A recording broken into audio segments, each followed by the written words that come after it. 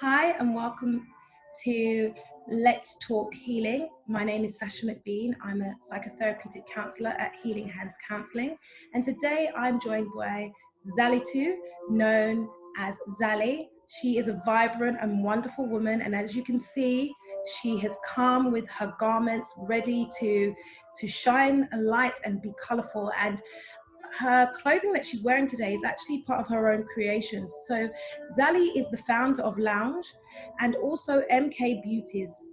Lounj is a unique clothing store catering for women and girls. It is a one-stop shop where you can get African clothes, footwear, casual wear, evening wear, smart wear, prom wear, cocktail dresses, accessories, Lounj branded t-shirts and hoodies. So if you're loving what she's wearing, please do go and take a look. In terms of MKBeautiz, it's her marykay cosmetic and skincare line, which she decided to work on this year in 2020. So without any further ado, I'd like to welcome Zali. Hi. Hello. And so today we're going to talk a bit about healing, and Zali, I want you to just share with us some of the thoughts that you had. What we were talking about earlier on, I was just going to touch a little bit on the therapeutic side, where I was going through a traumatic situation where I had a stroke basically, and I lost the side of the use of my face. I lost my voice. I couldn't eat properly. I couldn't drink. Basically, I had to start from scratch to learn to talk again and do everything else. So during this time, I think that was my lowest point. I remember I was walking around with basically my face covered up with like a scarf, because I had to wear an eye patch as well. And I managed to get through it, because basically I was told that there was nothing the doctors could do. So that was it. So then every morning I I walked away thinking, I'm going to get better. So every morning, it was a mental thing. And it's partly to do with my mum giving me that strength as well. So every morning I'd wake up, I'd look in the mirror and just say to myself, you're going to get better. Every morning. And you're going to get better, Zali. You're going to get better. Every morning without fail. And slowly and gradually, I started getting the feeling back. Not 100%, but maybe 99%. Started getting the feeling back and being able to talk again. And and then at one point I thought, like mentally, I knew it had affected me a lot. And so I decided to go see a counselor. Okay. But the thing was, because I'm the kind of person that doesn't really talk about my situations or my emotions, I walked in with an attitude that there was absolutely nothing this woman could do for me. And I actually said that to her. I said, I'm only here because it was suggested to me. I know there's absolutely nothing you can do for me, but I'm going to try it out anyway. I said that to her. So, and then we I think it was a 6 weeks or 8 week process that I had to go through. And then by the end of it, I realized that she really did help me. It was just basically just talking. So sometimes when the counselor is mentioned, there's like a stereotype about it that, there's absolutely nothing they can do, or there's this thing that we don't talk about. If you're seeing a counselor, then mentally you're crazy, or do you know what I mean? Yeah. Yeah. So I walked in with that attitude that there's absolutely nothing you can do for me. And then what I noticed was, from then, I started gradually, I still didn't talk about my emotions a lot, but skip from that time to here, because I'm skipping a few things that I've been through as well. So if I was to go through everything, we'd be here till tomorrow morning. But I think that was one of the major things that I went through. And then skip to 2019, where I had another huge situation where I had a couple of heart attacks. And with that particular situation, I had no choice but to talk about my feelings, because my siblings wouldn't let me just go. There were times when I'd be in so much pain I'd need to go to hospital, but I wouldn't say anything to anyone. And they would only find out by chance that I was unwell if they called me and asked me, Zali, how are you doing? And then I would say, oh, I really am not feeling well. You know, I've been in bed all day. And then they would have to call the ambulance to come and take me into hospital. So it's like you have to learn, whatever it is that you're going through, you have to learn to be able to express whatever emotions that you're going through at that time.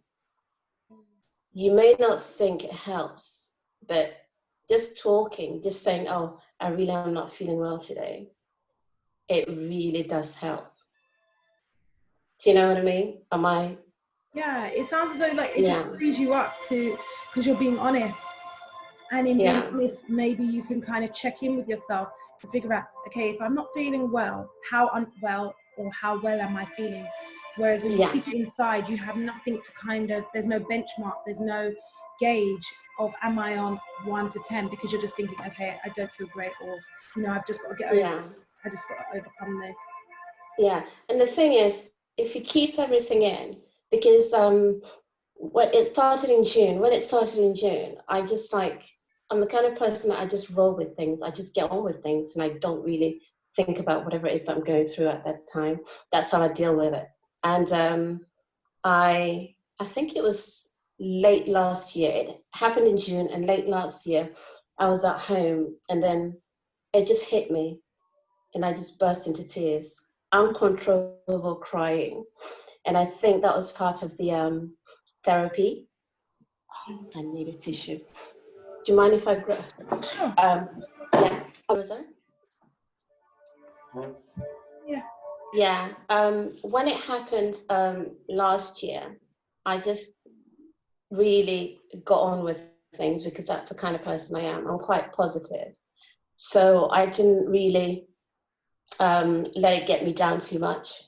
And then late last year, as I was saying before, I was at home, and then I don't know what happened. I wasn't really thinking about anything or in particular, and I just burst into tears. And that was the first time and last time that I cried, and it was just uncontrollable. And I remember when I was crying, my sister called me. I didn't answer the phone because I didn't want them to know. To date, I haven't really spoken about it, so they don't know. And and I found out that releasing that emotion helped me a lot as well, because it was like pent up inside, if you know what I mean, if I'm making any sense. Yeah, so sometimes you have to just, if you want to cry, just cry.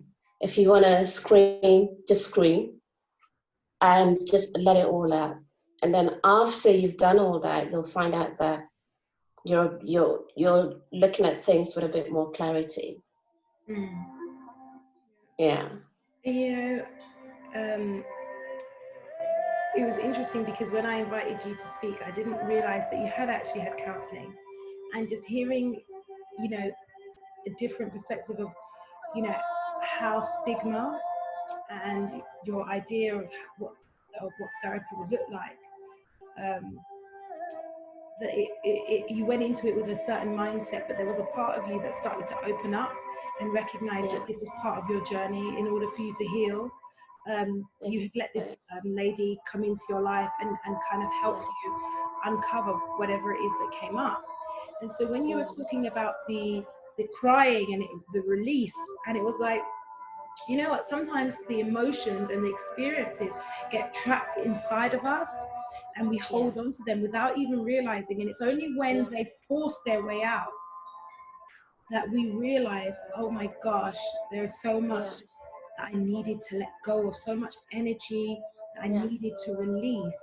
And you know, we're talking about healing, and it's interesting to me that part of acknowledging your thoughts sometimes takes you to a place where you have to acknowledge, you know, what's in your heart, and sometimes you don't have words. And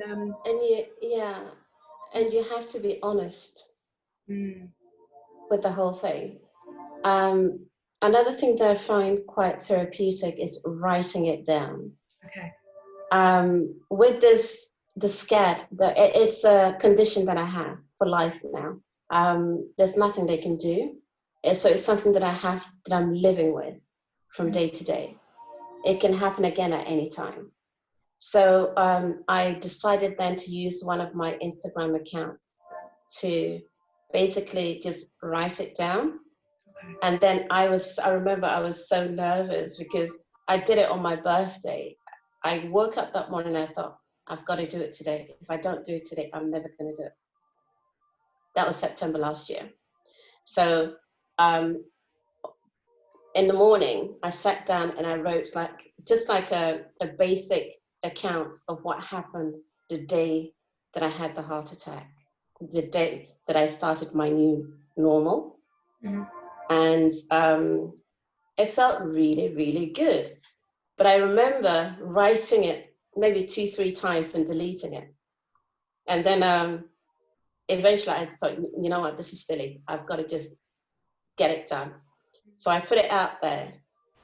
And the response was not for anyone to feel sorry for me, but just to be aware that there's this silent killer moving around people that we're not aware of. Because nobody's heard of SCAD. I didn't know about SCAD until it happened. My doctors didn't know about SCAD except for the specialist the cardiologist that I'm dealing with. There's only 2 of them. What SCAD is, just because Okay. anybody that's watching. Okay, SCAD is spelled SCAD, and it's spontaneous coronary artery dissection. It's where you can either get a bruise or a tear in your heart. I had the tear in my heart, and that bled out, blocking my artery, causing the heart attack. So, and it only happens to healthy people. Well, healthy hearts, basically. So I'm not the normal standard heart patient, you know, with the high cholesterol, and I'm fine, absolutely fine. So they're baffled. They don't know why this happens at all.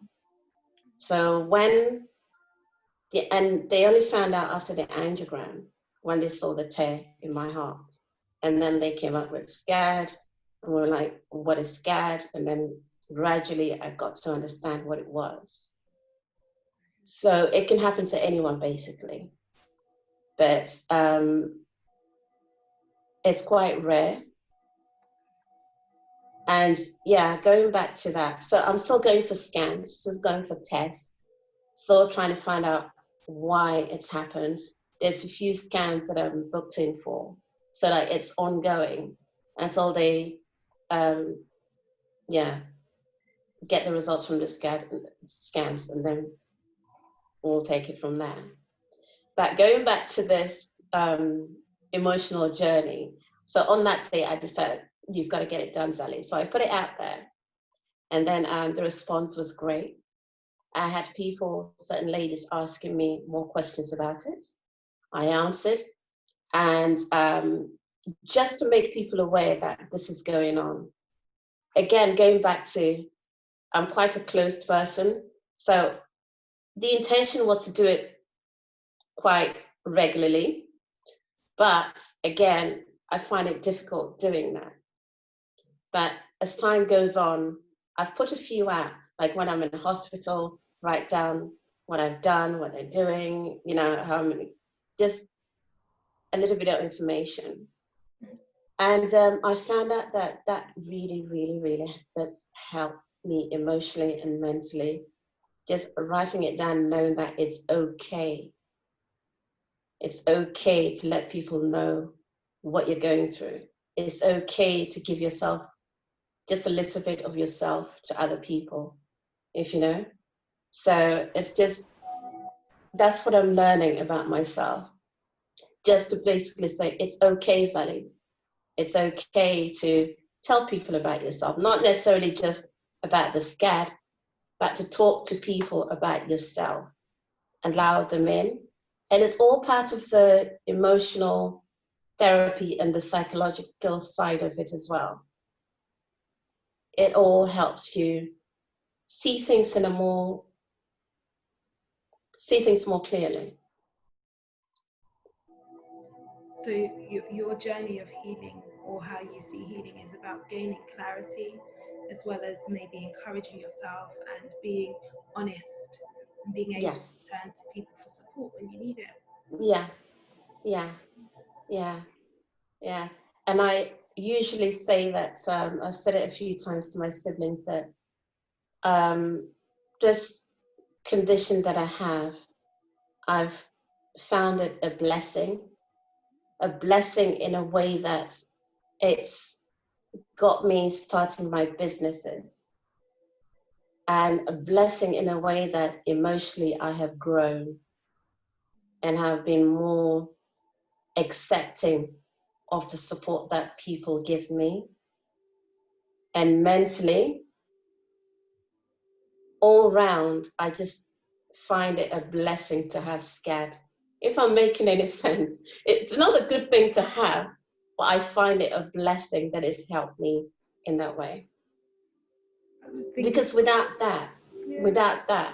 the emotional acceptance, without the mental clarity, without, being able to be humble enough to accept support, you wouldn't get anywhere, really.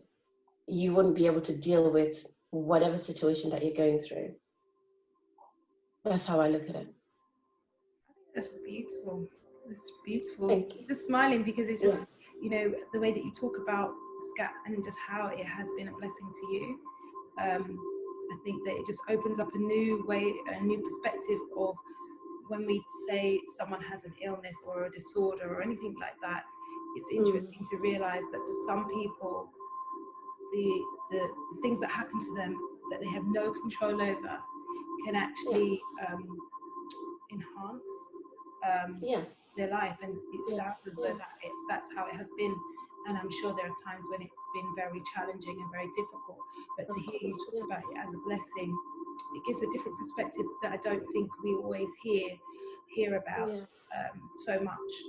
So thank you so much, Zali, for sharing what healing means to you and what it's looked like in your own journey. Was there anything else that you wanted to say or share? Just basically, let's all enjoy the moment and live in the moment. Enjoy life. And again, humility comes into it as well. Just be humble enough to accept people as they are, and just live and enjoy, because you never know what's around the corner. Thank you so much. Thank you. Bye. All right. Thanks.